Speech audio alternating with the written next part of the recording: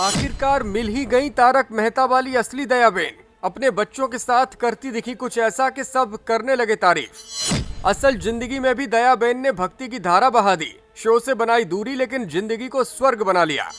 पति और बच्चों के साथ किया अश्वमेध यज्ञ, खुद दी जानकारी। वीडियो आया सामने तो खुश हो गए टप्पू के पापा। तारक मेहता का उल्टा चश्मा, ये वो शो है जो बूढ़ों से लेकर बच्चों तक का फेवरेट रहा है। इस शो का सबसे अहम किरदार अगर कोई है तो वो है दयाबेन। बिना दयाबेन के इस शो का मजा ही किरकिरा हो चुका है।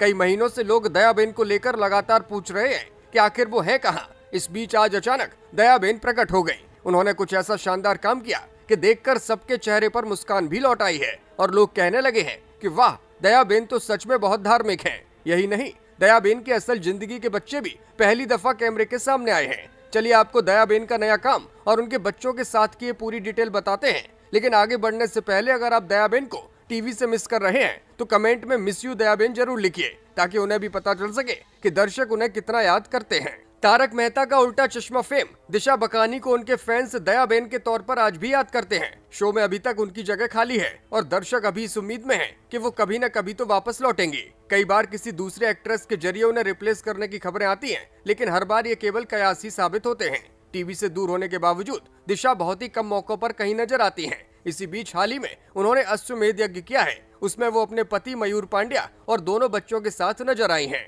वीडियो में नजर आ रहा है कि दिशा हवन कर रही हैं। वो अपने पूरे परिवार को लेकर आरती भी करती हैं। उन्होंने पीले रंग की साड़ी पहनी हुई है और उनके पति उनके साथ बैठे हुए हैं। पूजा में दोनों बच्चे भी आरती करते हुए नजर आ रहे हैं। मुंबई में अखिल विश्व गायत्री परिवार की ओर से अश्वमेध महायज्ञ का आयोजन किया गया था। इसी कार्यक्रम के दौरान उन्होंने कहा कि गायत्री परिवार की कृपा से महाराष्ट्र में अश्वमेध यज्ञ का मौका मिला है। वो इसके लिए खुद को भाग्यशाली मानती हैं।